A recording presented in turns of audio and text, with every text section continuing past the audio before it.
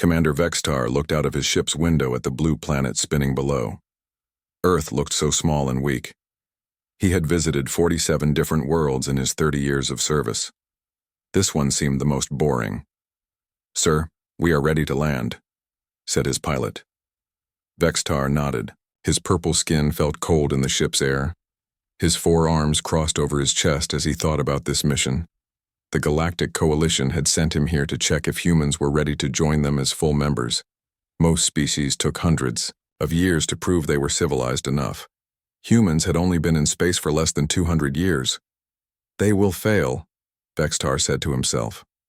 "All young species fail the first test." The ship landed at something humans called the Terra Defense Academy. It sat on top of a mountain with tall gray buildings and wide training fields. Vextar could see small figures moving around like insects. Those were the humans. As he walked down the ship's ramp, Vextar saw his first human up close. The creature was much smaller than him. It had only 2 arms and 2 legs.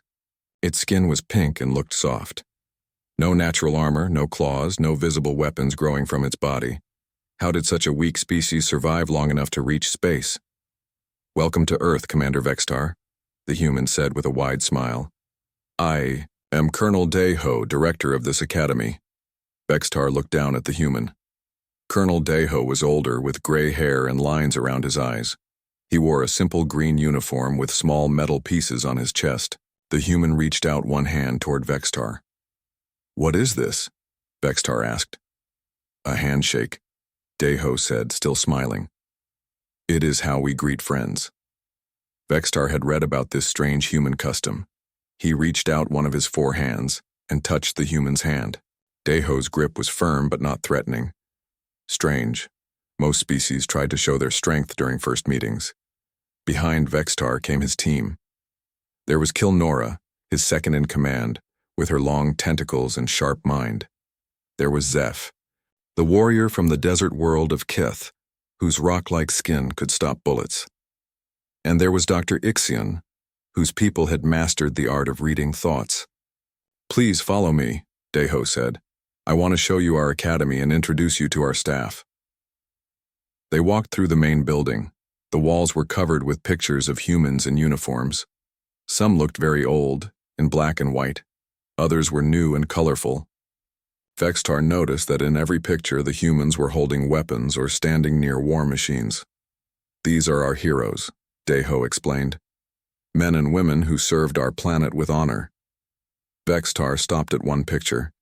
It showed a young, human female in a flying suit standing next to a primitive aircraft. "This machine looks very old," he said. "That is Captain Park Yoon Seo," Deho said with pride. "She was one of our first fighter pilots. She shot down 12 enemy aircraft before she was 22 years old. 12 kills before 22? Vextar was surprised. On his homeworld, warriors did not see real combat until they were at least 50 years old. How could such a young creature be so deadly? They entered a large room with a long table. 3 humans sat waiting for them. Deho gestured to each one. "This is Major Sujin, our tactical warfare specialist." The human female stood up and bowed, slightly. She looked small and quiet, with short black hair and calm eyes. Vextar thought she looked more like a teacher than a warrior. "Captain Minho leads our psychological operations department." This human male was taller, with a friendly face and gentle voice. He smiled and waved at the aliens. Vextar wondered what psychological operations meant. "And Lieutenant Commander, Hyawan handles strategic planning." The 3rd human was another female, younger than the others, with long hair tied back. She had a tablet in her hands and was taking notes. "Please sit," Deho said. "We have prepared a schedule for your visit. You will observe our training methods, meet our cadets, and see how we prepare our future officers." Vextar sat in a chair that seemed too small for his large body. The humans had brought special furniture for their alien guests, but it still felt uncomfortable. He looked around the room. The walls had maps of Earth showing different countries in different colors. He knew from his files that humans were divided into many nations that often fought each other. "Before we begin," Vextar said, "I must ask a question. My reports say that your species still fights wars among yourselves. How can you join a peaceful coalition when you cannot make peace on your own world? The humans looked at each other. Deho nodded slowly. That is a fair question, Commander, he said. Yes, we have conflicts, but we have learned much from them. Our wars have taught us about strategy, about courage, and about the cost of violence. We do not fight because we love war. We fight because sometimes it is necessary. Vextar's translator made sure he understood the words, but the meaning felt strange. Most civilized species had moved beyond war thousands of years ago. They settled disagreements through law courts or computer calculations.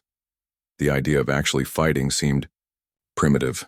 Our academy trains officers from all Earth nations, Major Sujin added. Former enemies now learn together, fight together, and protect each other. War taught us that cooperation is stronger than conflict. Dr. Ixion leaned forward. His people could sense emotions, and Vextar knew he was reading the humans' minds. These creatures believe what they are saying, the doctor whispered in their alien language. They do not lie, but their thoughts are strange. Very strange. What do you mean? Vexitar asked quietly. They think about violence the way we think. About mathematics, Dr. Ixion said. It is not emotional for them, it is just normal. Vextar felt a small chill run down his spine. He looked back at the humans, who were still smiling and talking about their academy's history. They seemed so friendly and peaceful. But if Dr. Ixion was right, these creatures thought about war like it was a simple tool. Tomorrow we will show you our basic training exercises, Captain Minho said. Our cadets are excited to demonstrate their skills. How old are your cadets? Kilnora asked. Most are between 18 and 22 years old, Haiwan replied. Though some of our best students are even younger. Vextar tried not to show his shock. Children? They were training children to be warriors? On his world, beings that young were still learning basic mathematics and art. The thought of giving them weapons seemed impossible. You look surprised, Commander, Deho said with a small smile. Is there something wrong? No, Vextar said quickly. I am just interested to see your methods. As the meeting ended and the humans showed them to their guest quarters, Vextar felt more confused than when he arrived. These humans seemed kind and peaceful, but everything about them suggested they were born for war. Their heroes were fighters. Their leaders were soldiers, even their children trained to kill. That night, as Vexitar looked out at the academy grounds, he saw young humans running in formation, carrying heavy packs on their backs. They sang songs as they ran, their voices happy and strong. He began to wonder if he had made a mistake coming here. On the next morning, Vexitar woke up feeling strange. He had dreamed about the young humans running and singing. In his dream, they had been hunting him. Commander, Kilnora said as she entered his room. The humans want to show us their combat training today. Vextar stood up and stretched his forearms. Good. We will see how primitive their methods are, then we can write our report and leave this place. They met Colonel Deho and Major Sujin at the training center. It was a huge building filled with different rooms and spaces. Some rooms looked like cities. Others looked like forests or deserts. Everything was made to look real. This is our simulation center, Sujin explained. We can create any battlefield. Here. Today, 4 of our best cadets will show you a basic urban warfare exercise. She led them to a viewing room with large windows. Below them was a fake city with buildings, streets, and cars. It looked exactly like a real place where people lived and worked. The scenario is simple, Sujin said. 4 cadets must capture a building held by enemy forces. The computer will control the enemy soldiers. The cadets have basic weapons and equipment. Vextar nodded. This sounded normal. On his world, young warriors practiced similar exercises. Usually they followed careful plans made by their teachers. They moved slowly and used the safest methods possible. 4 young humans entered the fake city. Sujin pointed to each one. Cadet Jiwoo is our communications expert. Cadet Tae-young specializes in weapons. Cadet So-young handles explosives. And Cadet Woo-jin is their leader. The cadets looked so young, Jiwoo was a female with bright eyes and a quick smile. Taeyoung was tall and moved like a dancer. So-young looked small and quiet, but she carried a large bag of equipment. Woo-jin had the calm face of someone much older. "Computer, begin exercise," Soo-jin said. Immediately, the fake city came alive with sounds. Gunfire echoed from the buildings. Smoke filled the streets. The 4 cadets dropped low and began moving forward. Vextar expected them to advance carefully, following a plan their teachers had given them. Instead, they did something that made his blood run cold. They split up. "What are they doing?" Kilnora asked. "Why are they separating?" "That makes them weaker," Soo-jin smiled. "Watch." Jiwoo disappeared into a building on the left. Taeyoung went right. So-young crawled under a car. Woo-jin moved straight ahead. Each one went a different direction with no apparent plan. Then the shooting started. The computer controlled. Enemies began firing at the cadets from windows and rooftops. Vextar thought the exercise would end quickly. 4 young humans against dozens of enemies? It should be over in minutes. But something impossible happened. Instead of getting scared or confused, the cadets began to move faster. They did not follow any training manual Vextar had ever seen. When Jiwoo's radio broke, she did not panic. She grabbed a piece of broken glass and used it to send light signals to her teammates. When Taeyoung ran out of ammunition, he did not retreat. He picked up a metal pipe from the street and charged at 3 enemies. He moved so fast and fought so hard that the computer soldiers could not hit him. So-young found herself surrounded by enemies on all sides. Instead of surrendering, she smiled. She pulled out a small device and threw it into the air. The fake building next to her exploded, and she used the confusion to escape. "How did she know the building would fall that way?" Dr. Ixion asked. "She calculated the structural weak points in her head," Soo-jin said casually. "Basic demolition training." Basic?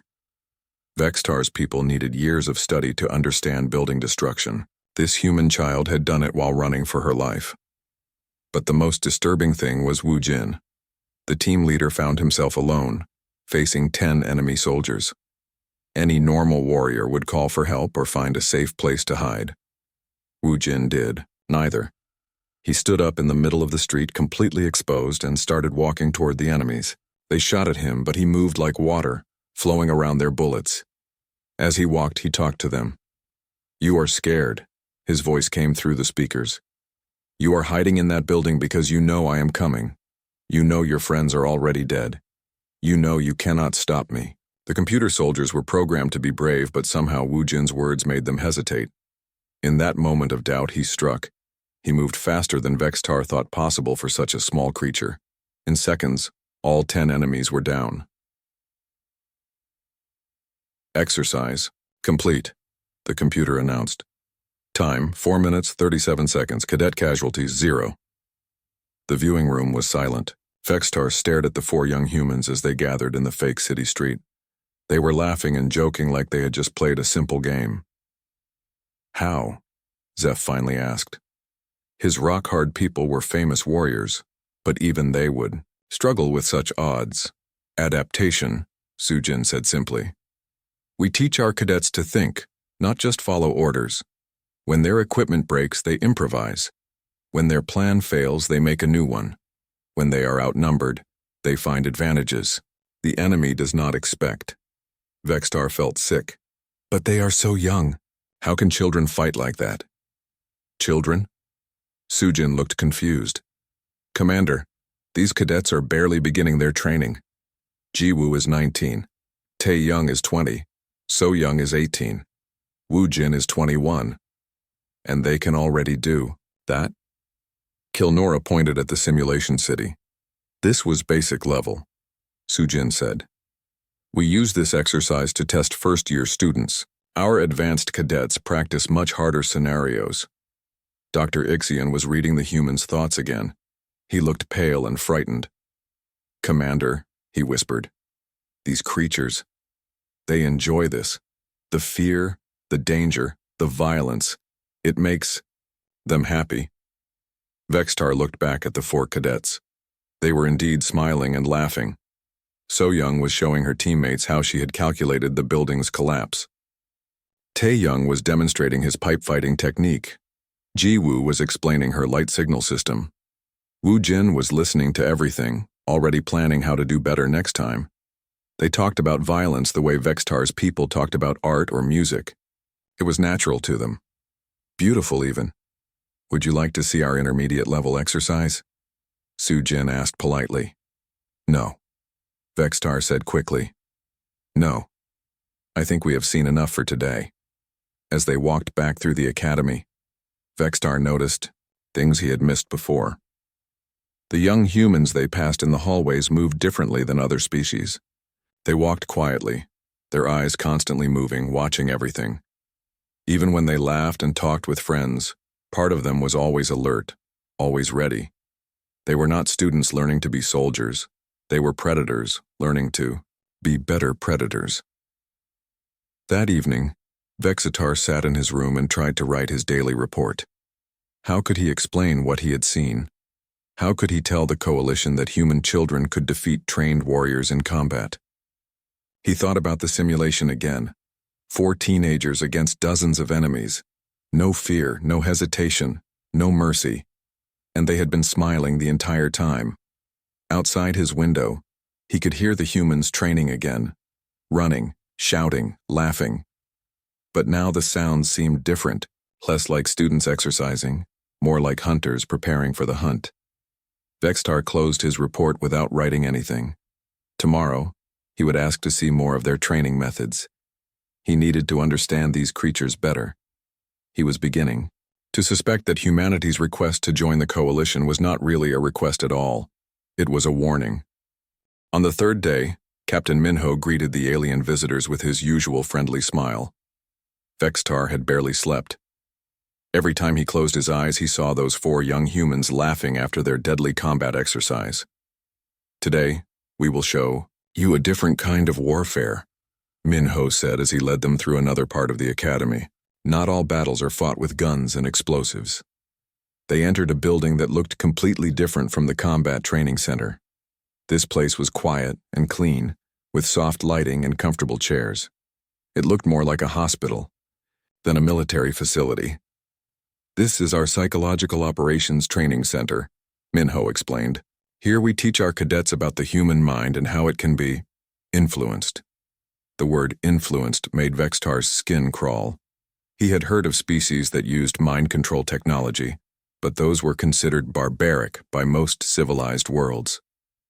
You use machines to control thoughts? Dr. Ikshin asked. His own people had natural telepathic abilities, so he was interested in how other species handled mental warfare. Minho laughed. Machines? Oh no, Commander. We use something much more effective. We use understanding. He led them to a viewing room overlooking a simple white chamber. Inside, 2 humans sat across from each other at a plain table. One wore a military uniform. The other wore civilian clothes and looked nervous. The civilian is a volunteer, Minho explained.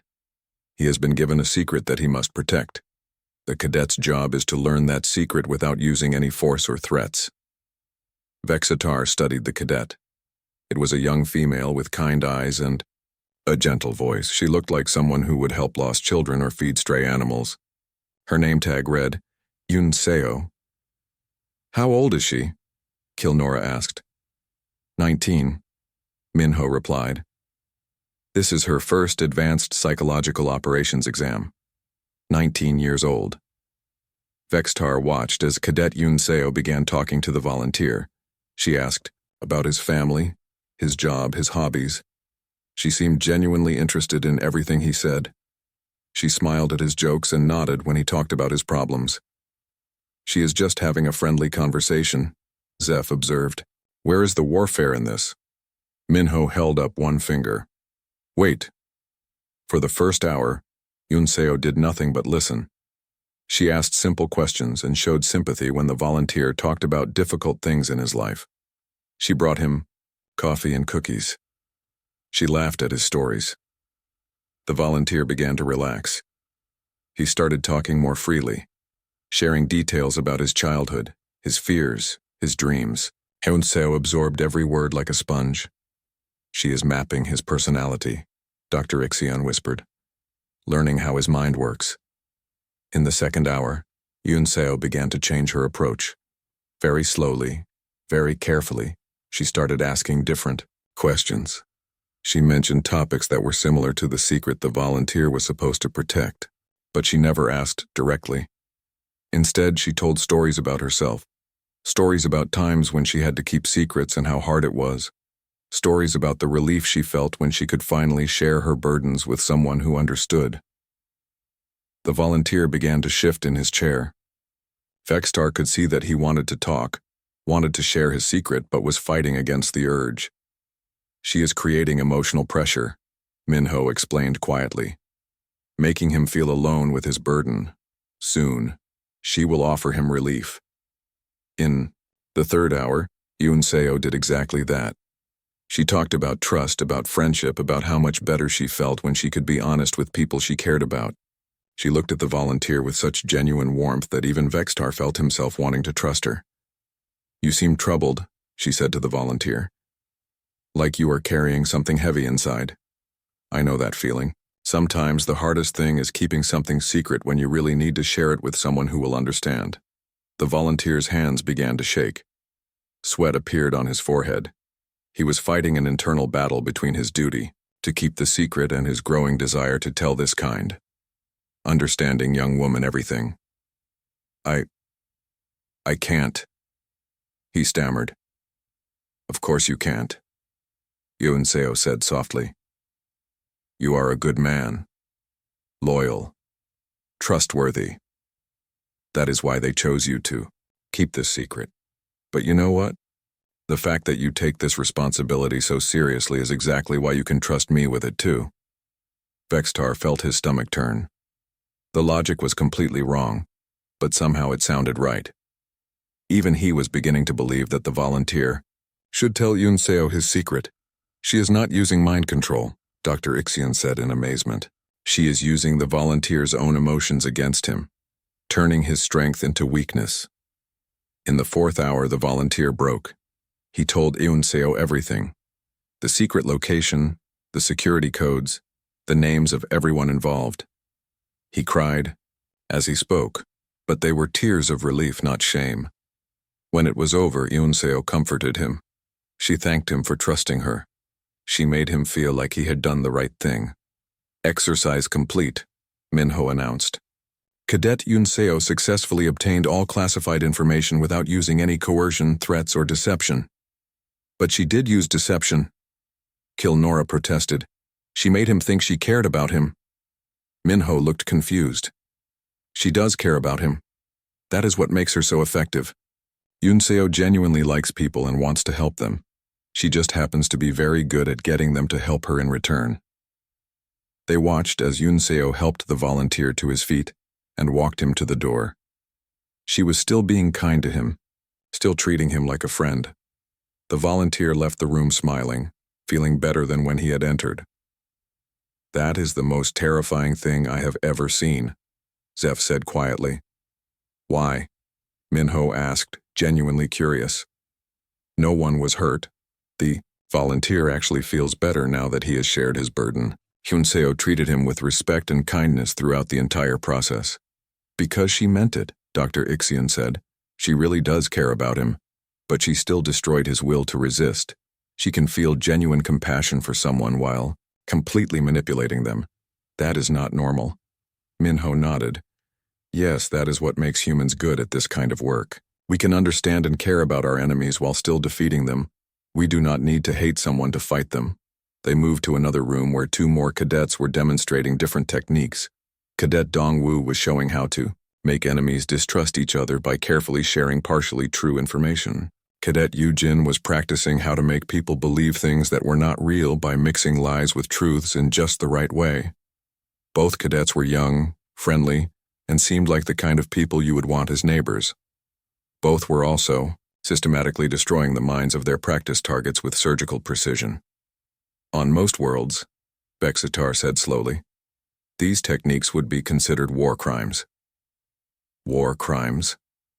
Minho looked surprised. "But we do not hurt anyone.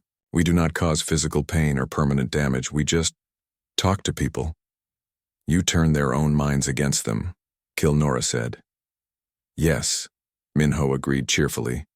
It is much more humane than shooting them. As they left the psychological operations center, Vextar felt sicker than he had after watching the combat simulation. The violence had been shocking, but at least it was honest. This was something else entirely. These humans could make you trust them while they betrayed you. They could make you feel grateful while they destroyed you. They could look into your heart, understand exactly what you needed to hear, and then use that knowledge to make you do whatever they wanted. And the worst part was that they did it all with genuine kindness. That night, Vextar found himself avoiding the human staff.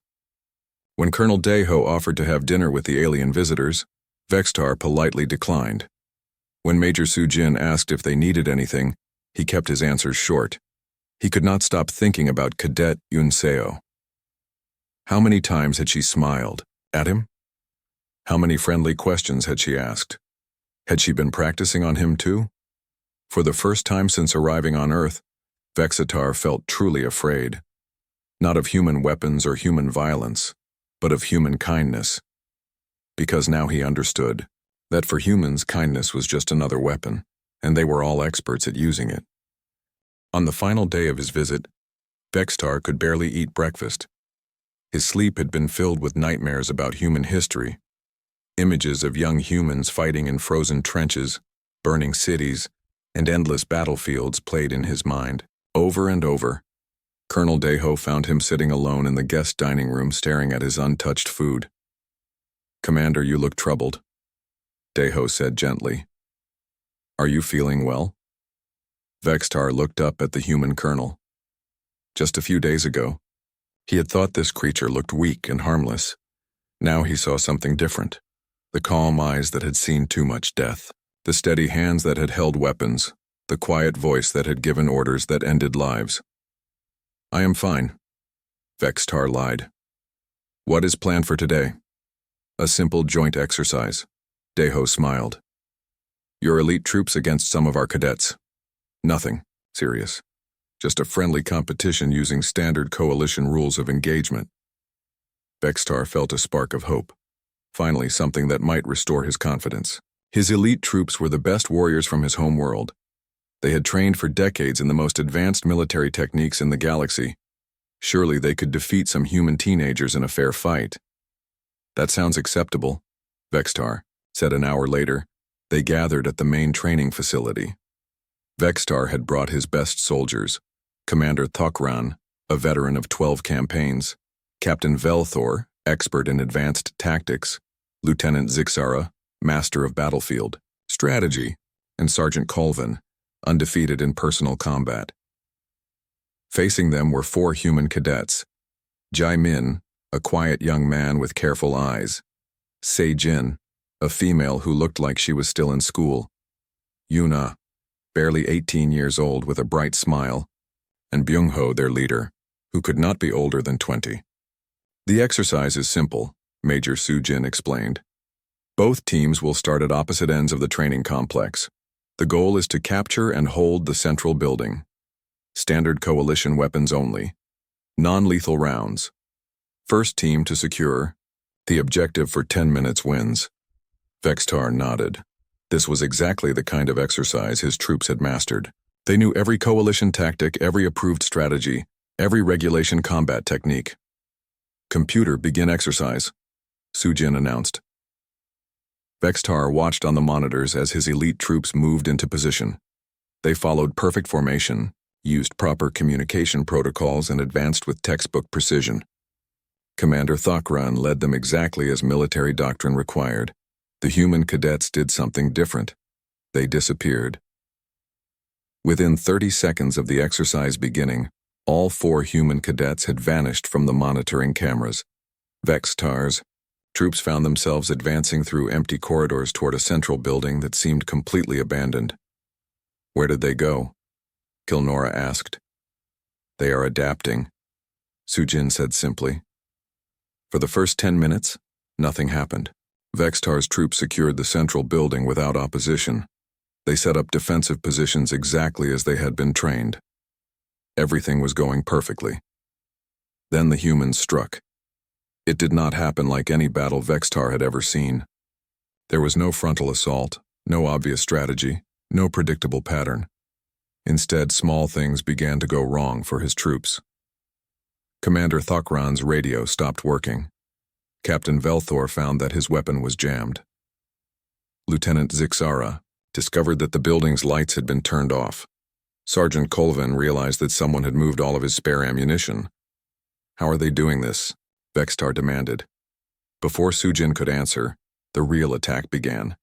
Cadet Seijin appeared behind Commander Thokran like a ghost. She had somehow entered the building through a ventilation shaft that was supposed to be too small for anyone to use. Before Thokran could react, she had disabled him with a move that was not in any coalition manual. Cadet Jamin came through a window that was 3 stories above the ground. He had climbed the outside wall using nothing but his fingers, and he took out Captain Velthor with a technique that turned the alien's own strength against him. Cadet Byung-ho simply walked through the front door. He had disguised himself as one of Vextar's own soldiers by taking uniform pieces from equipment he had sabotaged earlier. Lieutenant Zixara never saw him coming. Cadet Yuna was the most terrifying of all. She had somehow gotten into the building's control systems and was turning the facility itself into a weapon. Lights flashed in patterns that confused the alien troops. Sounds played that made them think enemies were attacking from directions where no one existed. Even the temperature changed to make them uncomfortable and slow. Within 15 minutes, all 4 of Vextar's elite troops had been eliminated. The human cadets had won using tactics that were not just outside coalition doctrine. They were outside coalition imagination. "How?" Vextar whispered. "They did not fight according to your rules," Sujin explained. "Coalition doctrine assumes that all combatants will follow the same basic principles of warfare. Humans learned a long time ago that the fastest way to lose a battle is to fight the way your enemy expects you to fight." Vexitar watched as the 4 human cadets helped his defeated troops to their feet. They were laughing and joking, treating the exercise like a game. Yun-Ah was explaining to Sergeant Colvin how she had hacked the building's systems. Jamin was showing Commander Thokran the climbing technique he had used. They were not gloating or celebrating their victory. They were teaching. "Your troops are excellent," Byung-ho said to Vexitar with genuine respect. "They follow doctrine perfectly and work together very well. In a traditional battle, they would be formidable opponents. But this was not a traditional battle," Vextar said. "No," Yuna agreed cheerfully. "Traditional battles are boring. We prefer to be creative." As the exercise ended and they prepared to leave the training facility, Colonel Dae-ho walked with Vextar toward the exit. "Commander, before you go, would you like to see our advanced training facilities?" Dae-ho asked casually. Something in his tone made Vextar look up. Through a large window he could see into another building. Inside, children who could not be older than 10 years were practicing combat maneuvers. They moved with the same deadly grace he had seen in the older cadets, but these were barely more than babies. They were playing games that involved stealth, tactics, and simulated combat. They laughed as they learned to disappear, to fight multiple opponents, to turn everyday objects into weapons. They were having fun. "Those are just our youth programs," Dae-ho said. "We believe in starting education early." Vextar felt his legs go weak. These humans were not just training soldiers. They were creating something else entirely. A species where every individual, from childhood to old age, was a potential warrior of terrifying capability. "I need to return to my ship," Vextar said quickly. "Of course," Dae-ho smiled. "I hope your visit has been educational." Educational. That was one way to describe it. 2 hours later, Vextar's ship was leaving Earth's atmosphere at maximum speed. He sat in his command chair, staring at the blue planet shrinking behind them. "Commander," Kilnora said carefully, "what will you tell the coalition?"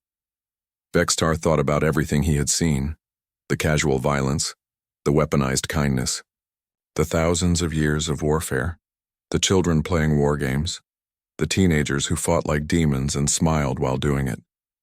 "I will recommend that humanity be granted full membership in the coalition immediately," he said finally. Because they have proven they are civilized? Dr. Ixion asked. No, Vextar said quietly. Because they have proven that they are the most dangerous species in the galaxy, and I would rather have them as allies than enemies. He activated his communication system and began recording his final report. Coalition Command, this is Commander Vextar. Subject, human species evaluation. Recommendation: grant full membership status immediately. Alternative recommendation: pray they never become our enemies. He paused, looking back at Earth one last time. They are not like us. They are not like anyone. They are something else entirely. They practice warfare the way we practice art. They study violence the way we study mathematics. They have turned killing into a science and fighting into an entertainment.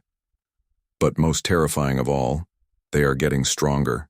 Every day, every year, every generation they become more dangerous. We have two choices: welcome them as friends or face them as enemies. I strongly recommend the first option. As the ship jumped to hyperspace, leaving Earth far behind, Vextar heard Kilnora ask, "Do you think we made the right choice visiting them?" Vextar thought about Colonel Deho's final words as they had said goodbye. "Thank you for visiting. Commander, I hope we can be friends. You seem like good people and we would hate to have to fight you." It had sounded like a friendly farewell. But now Vextar understood it for what it really was. A warning. "No," he said finally. "I think we made a terrible mistake. We woke something up. We showed them that there are other species out there, other worlds to explore, other challenges to face. And knowing humans," he added with a shudder, "they are probably already making plans." Behind them, invisible in the darkness of space, Earth continued to spin. And on its surface, billions of humans continued to do what they had always done. They prepared for war. On the fourth day, Lieutenant Commander Haiwan invited the alien visitors to what she called the memory room. It was a large circular chamber with walls covered in screens, books, and strange objects that looked very old. Every military academy should teach history, Haiwan said as she activated the wall screens. If we do not learn from the past, we will repeat the same mistakes. Vextar hoped this would be a peaceful day. After seeing human combat skills and psychological warfare, he needed something normal. History lessons were safe. Every species had them. "I will show you how humans learn to fight," Haiwan continued. "It might help you understand us better." The first screen showed a map of Earth from thousands of years ago. Different colored areas marked different human groups. "This is Earth 3,000 years ago," Haiwan explained. "Humans were divided into many tribes and nations. We fought each other constantly." Vextar nodded. Most young species went through tribal warfare phases. It was normal part of development. Usually these early wars were small and simple. The screen changed to show pictures of ancient battles. Vextar expected to see primitive weapons and clumsy fighting. Instead, he saw something that made his blood freeze. Humans from thousands of years ago were using tactics that would challenge modern military thinkers. They built massive siege engines. They used complex formations with thousands of soldiers moving as one. They created supply chains that could feed armies across vast distances. "The Battle of Marathon," Haiwan said, pointing to one image. "A small force of Greek humans defeated a much larger Persian army by using superior tactics and fighting spirit." She clicked to another image. "The Roman Empire. They conquered most of their known world not through superior technology but through discipline, organization, and the willingness to never surrender." Vextar studied the pictures. These ancient humans had metal armor and simple weapons, but their formations were perfect. Their strategies were brilliant. They fought with a precision that most modern species could not match. "How long did this tribal warfare period last?" Dr. Ixion asked. "It never really ended," Haiwan said simply. "We just got better at it." The screens changed to show more recent conflicts. Vextar saw humans fighting with increasingly deadly weapons. Cannons, guns, aircraft, tanks. But the weapons were not the scary part. The scary part was how humans used them. World War I, Haiwan said. 20 million human casualties in 4 years.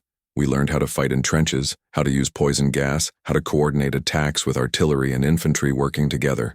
20 million dead? Vextar's people had only lost a few thousand soldiers in their entire recorded history. How could any species survive such losses? World War II, HFY continued. 70 million casualties. We learned about strategic bombing, combined arms tactics, amphibious assaults, and how to fight on multiple fronts simultaneously across an entire planet. The screen showed images that made Vextar feel sick. Massive explosions that destroyed entire cities, battles with millions of soldiers, humans fighting in deserts, jungles, frozen wastelands, and on the ocean. The interesting thing, HFY said, is that we were fighting ourselves. All of these tactics, all of this innovation in warfare, came from humans fighting other humans. Kill Nora. Tentacles writhed in distress. Your own species, you practiced genocide against yourselves? Genocide, total war, guerrilla warfare, urban combat, naval battles, air superiority, psychological operations, economic warfare, chemical weapons, strategic deception. HFY listed casually. We have tried every possible way of fighting and defeating enemies, because for most of our history our enemies were other humans. She clicked to another screen showing a young human in military uniform. This is my great-grandfather, Cadet Kyung-soo. He fought in something we call the Korean War. For 3 years he lived in frozen trenches, ate one meal a day, and watched his friends die around him. He was 19 years old. 19. The same age as the cadets they had been watching. Vextar tried to imagine his own people putting teenagers through such horror. It was impossible. How did he survive? Zeph asked. He learned to think like the enemy, HFY said. He learned to predict their moves, to understand their weaknesses, to outlast them in conditions that would kill most creatures. When he came home, he taught those skills to other soldiers. The screens showed more conflicts. Humans fighting in Vietnam jungles, Middle Eastern deserts, African plains, South American mountains. In every environment, under every condition, humans found ways to fight and win. Each war taught us something new, HFY explained. How to fight without supply lines. How to turn civilians into soldiers. How to win battles even when outnumbered 10-1. How to keep fighting even when defeat seemed certain. Vextar began to understand the horrible truth. Most species learned warfare by fighting primitive enemies or wild animals. Humans learned warfare by fighting the most dangerous opponents. In their galaxy, other humans. Every tactic these creatures knew had been tested against enemies who were just as smart, just as creative, and just as desperate as they were. They had spent thousands of years in an arms race against themselves, each side pushing the other to develop better ways of killing. The Vietnam War taught us about jungle fighting and guerrilla tactics, HFY continued. The Gulf War taught us about precision bombing and electronic warfare. The Afghanistan conflict taught us about fighting enemies who blend into civilian populations. She paused at a screen showing modern human soldiers. Every human conflict has been a learning experience. We study our failures, adapt our methods, and become stronger. But why? Dr. Ixion asked. Why do you keep fighting each other? Why not make peace? HFY looked at him with genuine confusion. We do make peace. All the time. But peace never lasts forever. There is always another conflict, another challenge, another enemy. So we stay ready. She gestured to the walls covered with thousands of years of human warfare. This is why our cadets can adapt so quickly in combat. This is why they do not panic when plans fail. This is why they can make friends with enemies and fight people they care about. We have been practicing these skills for our entire history. Vextar stared at the timeline of human conflicts. There were hundreds of them. Major wars, minor wars, civil wars, religious wars, economic wars, colonial wars. In some periods, humans were fighting multiple wars at the same time on different parts of their planet. You never stopped, he whispered. No, HFY agreed. We never stopped learning how to fight. Even now, in times of relative peace, we study past conflicts and prepare for future ones. It is just part of being human. As they left the memory room, Vextar felt overwhelmed. He had assumed that human military skills came from natural talent or good training. Now he understood the truth. Humans were not naturally good at warfare. They had become good at warfare through thousands of years of constant practice. They had fought every type of battle, used every type of weapon, and survived every type of hardship. They were not warriors by nature. They were warriors by experience. And their experience was more extensive and more brutal than any other species in the galaxy. That evening, as Vex-Tar sat in his room trying to process what he had learned, he heard the familiar sound of human cadets training outside, but now those sounds had a different meaning. These young humans were not just learning to fight. They were continuing a tradition that stretched back thousands of years. They were the latest students in the galaxy's most advanced and most terrible school of warfare. A school where the teachers and students were the same species and the lessons were written in blood.